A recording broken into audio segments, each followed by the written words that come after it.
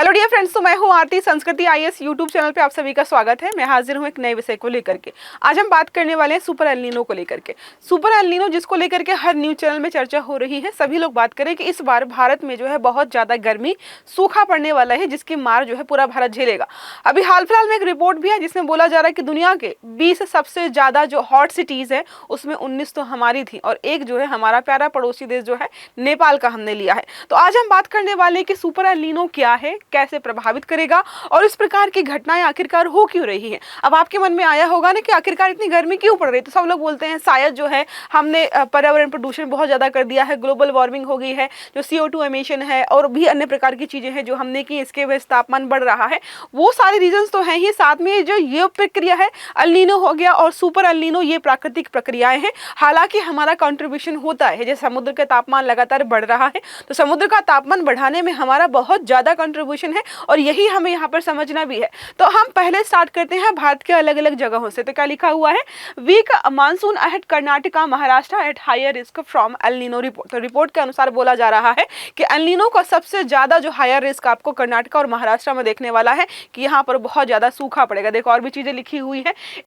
इंडरा यहाँ पर एक रिसर्च इंस्टीट्यूट है, इसने बोला है कि यहाँ पर इस प्रकार की चीजें लगातार बढ़ी तो गर्मी और बढ़ेगी। क्लास को आगे बढ़ाएंगे, पहले हम बात कर लेते हैं। स्पेशल ऑफर आप लोगों के लिए है सिविल सर्विसेज डे का 23 अप्रैल तक चलने वाला था, जहां पर हम आपको IAS GS फाउंडेशन कोर्सेज पर फ्लैट 60% का डिस्काउंट दे रहे हैं। बैच हमारा 4 मई से स्टार्ट हो चुका है। आफ्टर डिस्काउंट बैच आपको 48,000 में मिल जाएगा। नंबर है 9555124124। अब समझते हैं पूरी प्रक्रिया। देखो क्या लिखा है, एल नीनो। एल नीनो क्या है, एक जलवायु प्रक्रिया है, घटना है।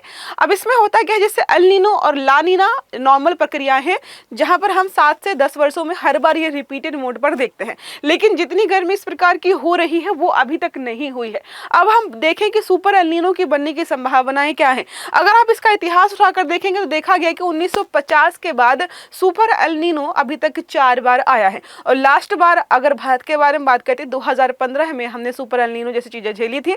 लेकिन जो इस बार गर्मी पड़ने वाली है इसका कंपैरिजन हम कर रहे हैं 1877 और 78 के आसपास। बोला जाता है कि उस समय जितनी गर्मी पड़ी थी उसकी वजह से पूरी पॉपुलेशन का 4% लोगों की मौत हो गई थी, लाखों लोग मारे गए थे। तो यहाँ पर क्या है, मौसम विज्ञान, प्रशांत महासागर। अब जो एल नीनो और ला नीना है ये पूरा तरीके से डिपेंड करता है प्रशांत महासागर के पूर्वी और पश्चिमी इलाके के तापमान पर, कि जो पूर्वी प्रशांत महासागर है उस पर अगर तापमान कम है तो ठीक है, लेकिन तापमान जैसे ही बढ़ेगा एल नीनो का प्रभाव बढ़ना शुरू हो जाता है और अगर तापमान 2 डिग्री से ज्यादा ही बढ़ जाए तो हम देखते हैं सुपर एल नीनो यहाँ पर आ जाता है, जो हम इस बार देख भी रहे हैं। अब हम इसके पैटर्न पर लगातार नजर रख रहे हैं। अब इस बार जो चीजें हैं वो हमारे हिसाब से नहीं चल रही है, जो कि बोला जा रहा है कि आने वाले समय में बहुत ज्यादा गर्मी पड़ेगी और चीजों को जो है खराब करने वाली है। अब बारिश की जो उम्मीद कर रही है इस पर बारिश तो कम और जो है तापमान आपको ज्यादा देखने को मिलेगा। इसके अलावा देखो फर्स्ट पोस्ट ने जो है हाल फिलहाल में ही पोस्ट किया था कि 19 सिटीज है वर्ल्ड की, जिसमें सबसे हॉटेस्ट जो सिटीज है 19 में 20 वो भारत की है और एक जो है नेपाल की है। उसके बारे में बता दूंगी, यहाँ पे लिखा होगा नेपाल का लुम्बिनी है जहां पर अत्यधिक तापमान दर्ज किया गया। अब इन 20 शहरों के बारे में हम बात कर लेते हैं। बिहार हो गया, ओडिशा, पश्चिम बंगाल। आप में से बहुत सारे लोग यहाँ पर रहते होंगे और गर्मी झेलें कि 40 डिग्री तो और नॉर्मल हो गया है, 45 तक हम झेले। मतलब इंसान की जो है तापमान को, गर्मी को झेलने की कैपेसिटी भी बढ़ती जा रही, धीरे धीरे हम भी मजबूत हो रहे हैं। पश्चिम उत्तर प्रदेश हो गया, इसके अलावा यहाँ पर देखें बिहार के भागलपुर, ओडिशा के तालचेर हो गया, पश्चिम बंगाल के आसनसोल हो गया। ये सब जो है सिटीज है जहां पर हमने देखा 44 डिग्री सेल्सियस तापमान यहाँ के लोग झेल रहे हैं। बिहार के शहर जैसे बेगूसराय, मोतिहारी, मुंगेर, भोजपुर, सिवान, ये जो भी इलाके हैं, पश्चिम बंगाल हो गया और पूर्व उत्तर प्रदेश के इलाकों में 43 तापमान झेला गया है। इसी वजह से इनको हम क्या बोल रहे हैं, ये जो है दुनिया के सबसे हॉटेस्ट सिटीज है जिसकी वजह से गर्मी बढ़ती जा रही है। इसके बाद जो है डायनामाइट न्यूज में हम पढ़ते हैं कि सुपर एल नीनो की संभावना बड़ी है। भारत में इसके क्या संकेत या क्या इसके हालात होंगे, तो जाहिर सी बात है अगर ये लगातार बढ़ता रहेगा तो समस्या बढ़ जाएगी और बोला जा रहा है कि भारत पर इसके प्रभाव जो है 61% ज्यादा पड़ने की संभावना जताई गई है। अब बात करते हैं सुपर एल नीनो के बारे में। वैश्विक तापमान को बढ़ाएगा, हमें पता है। सुपर या जो है परम मौसमी घटनाएं जो है वो बढ़ जाएंगी। परम मौसमी घटनाओं का मतलब होता है गर्मी बहुत ज्यादा, बारिश बहुत ज्यादा, हीट वेव हो गया और इनके जो है लगातार रहने की जो दिन है या दर है वो बढ़ जाएगी। जैसे नॉर्मल ईयर में जिस बार एल नीनो या सुपर एल नीनो नहीं है उस दिन हीट वेव थी, हीट वेव होगी, नॉर्मल प्रक्रिया है, हर साल होती है, लेकिन 4 दिन की थी। लेकिन सुपर जब इस प्रकार की चीजें होती है तो वो 4 के बढ़कर के 40 दिन हो गया और तापमान भी जो है 4 डिग्री ज्यादा हो गया। तो इस प्रकार की घटनाएं लगातार बढ़ती जा रही हैं। अब देखो, मैंने बताया था कि 1877 से लेकर के 1878 में इस प्रकार का एल नीनो देखा गया था, सुपर एल नीनो देखा गया था, जो हम इस बार 2026 के एंड तक देखने वाले हैं। और इस बार जो है देखो, यहाँ पर तो तापमान 40 नॉर्मल बोला जा रहा है। 4% टोटल वर्ल्ड की पॉपुलेशन इस वे 1877 से 78 में कम हो गई थी। अब सुपर एल नीनो के बारे में हम बात कर लेते हैं वन बाय वन। देखो, द गार्डियन ने लिखा है, are we heading for super El Nino and what could be expect. कुछ एक्सपेक्ट नहीं कर सकते हैं, गर्मी बढ़ेगी, लगातार बढ़ती ही जा रही है। अब हम बात करते हैं कि जो ये सुपर एल नीनो है, आखिरकार ये जो स्थिति है बन कैसे रही है। तो हवा और समुद्र का एक रिश्ता होता है जिसको हम बोलेंगे कपलिंग के नाम से जानते हैं। तो अब ये लोग आपस में काम करते हैं। इससे जो समुद्र होता है या महासागर होता है वो धीरे धीरे गर्म होता है, धीरे धीरे ठंडा होता है। आपने ज्योग्राफी में पढ़ा होगा, जो हवाएं होती हैं उस तापमान को जो है एक जगह से दूसरी जगह ले जाने का काम करती हैं, एक कपल की तरह काम करे। लेकिन समझिए, अगर महासागर बहुत ज्यादा गर्म हो जाए तो हवा कितना ही कोशिश कर ले, उनका जो है एक से मार्ग भी परिवर्तित हो जाता है और चीजें जो है डिस्टर्ब हो जाती है। इसी वजह से हम यहाँ पर समस्याओं को देखते हैं। तो इसको बोलते हैं ओशन एटमॉस्फेरिक कपलिंग, जो हवा और महासागर का है, इसी को हम इसी के नाम से जानते हैं। अब हमने देखा कि जो महासागर गर्म हो रहे हैं उसके बहुत सारे कारण हैं। एमिशन होता है, CO2 एमिशन हो गया, एरोसोल्स की वजह से हो गया, ड्राई एंड वेट डिस्पोजल्स की वजह से हो गया। लगातार इन चीजों के समुद्र का जो तापमान है वो बढ़ता जा रहा है। अब हम बात करते हैं यहाँ पर impact of ocean atmospheric coupling का। अब जब ये होता है और ये जब नहीं होता है, मतलब जो हवा है और महासागर एक तरीके से अच्छे से काम करते हैं, तब क्या होता है। तो यहाँ पर है ओशन एटमॉस्फेरिक कपलिंग और यहाँ पर है विदाउट एटमॉस्फेरिक कपलिंग। तो जब ये कपलिंग होती है तो क्या हो रहा है, यहाँ पर ये जो हवाएं हैं इस प्रकार से मूव करती हैं। जेट स्ट्रीम्स क्या होती हैं, वो बहुत ज़्यादा कर्व्स के साथ मूव करती हैं। यहाँ पर हम देख रहे हैं जेट स्ट्रीम्स आपस में आराम से मूव कर रही हैं। तो ये जो चीज़ें हैं ये डिस्टर्ब करती हैं। इसकी वजह से जो पैसिफिक नॉर्थ अमेरिका या पैसिफिक ओशन है, इसमें 13% डिस्टर्बेंस हो जाता है। नॉर्थ अटलांटिक जो ऑसिलेशन होता है उसमें 11% डिस्टर्बेंस हो जाता है। और वार्म जो आर्कटिक का कोल्ड ये प्लेट है, यहाँ पर आपको 10% का डिस्टर्बेंस देखने को मिल जाएगा। अब बात करते हैं हवाओं का रुख बदलना। तो हमने देखा कि तापमान जो है मैनेज हो रहा है। अब पूर्वी प्रशांत महासागर में तापमान जब कम होता है और वहां पर तापमान कम होने की वजह से अपवेलिंग होती है।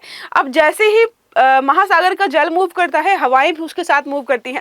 उसके बाद जब आएंगे पश्चिमी प्रशांत महासागर में तो वो इलाका पहुंच जाता है इंडोनेशिया और उस पूरे इलाके के आसपास ऑस्ट्रेलिया होगा। उसके बाद हमारा जो है भारत आ जाता है एशिया में। यहाँ पे तापमान ज़्यादा होता है, हवाएं वहाँ से यहाँ आती हैं, आराम से अच्छी बारिश करती है। लेकिन जब यहाँ पर सुपर एल नीनो होता है या एल नीनो होता है तो जो पूर्वी प्रशांत महासागर का हिस्सा है उसका तापमान क्या होता है, 2 डिग्री से बढ़ जाता है। अब 2 डिग्री से बढ़ने की वजह से वहाँ पर अपवेलिंग होने की जगह डाउन वेलिंग होना शुरू हो जाती है, या कह सकते हैं अपवेलिंग होती ही नहीं है, जिसकी वजह से वहां से पानी जो है पश्चिमी के इलाकों की तरफ जाता ही नहीं है। तो जो बारिश होनी चाहिए ऑस्ट्रेलिया, इंडोनेशिया और भारत में, वो बारिश कहां पर होती है, वो बारिश होती है साउथ अमेरिका के चिली वाले इलाके में। वो पूरा रीजन जो है वहां पर लगातार घनघोर बारिश होती है। तो यहाँ पर यही बोला जा रहा है, सुपर एल नीनो के दौरान प्रशांत महासागर का मध्य भाग जो सेंट्रल पैसिफिक होता है असामान्य रूप से बहुत ज्यादा गर्म हो जाता है। इतनी ज्यादा गर्मी हो जाती है कि भारत की ओर आने वाली जो हवाएं हैं ये रास्ता ही बदल लेती हैं। जब हवाएं आएंगी ही नहीं तो अपने साथ मानसून और बारिश भी नहीं लेकर आती हैं, जिसकी वजह से क्या होता है कि पूरा पश्चिमी इलाका जिसमें एशिया आ जाएगा, अफ्रीका आ जाएगा, इंडोनेशिया, ऑस्ट्रेलिया, ये सारा जो है सूखे की चपेट में आ जाता है और यहाँ पर सूखा पड़ता है और पानी की बहुत किल्लत हो जाती है। अब बात करते हैं, यहाँ पर देखो लिखा ही है, ये जो हमने अभी पढ़ा उसी की इमेज यहाँ पे लगाई गई है।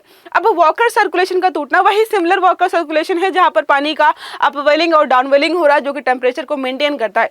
आपने ज्योग्राफी पढ़ी होगी तो आपने पढ़ा होगा जो महाद्वीप के पश्चिमी इलाके होते हैं वहां पर आपको ज्यादातर तापमान कम देखने को मिलेगा और कोल्ड डेजर्ट देखने को मिल जाएगा। सामान्य स्थिति में हमने देख लिया है कि क्या होता है और किस प्रकार की चीजें काम करती हैं।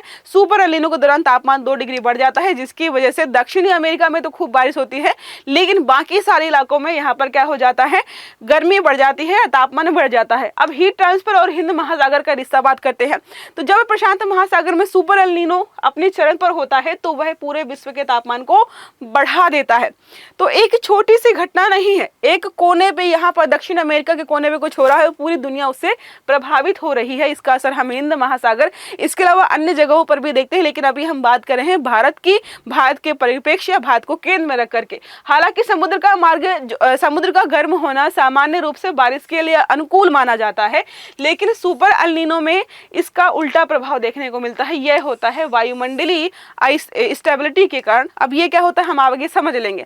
तो ये हम देख रहे हैं, ये कोल्ड और हॉट जो ओशन करेंट्स होती है, ये सारी हम देख सकते हैं कि कहाँ पर, ये ब्लू वाली सारी जो है ठंडी जलधाराएं हैं और रेड वाली कौन सी है, गर्म जलधाराएं हैं, यही यहाँ पर प्रभावित करती हैं।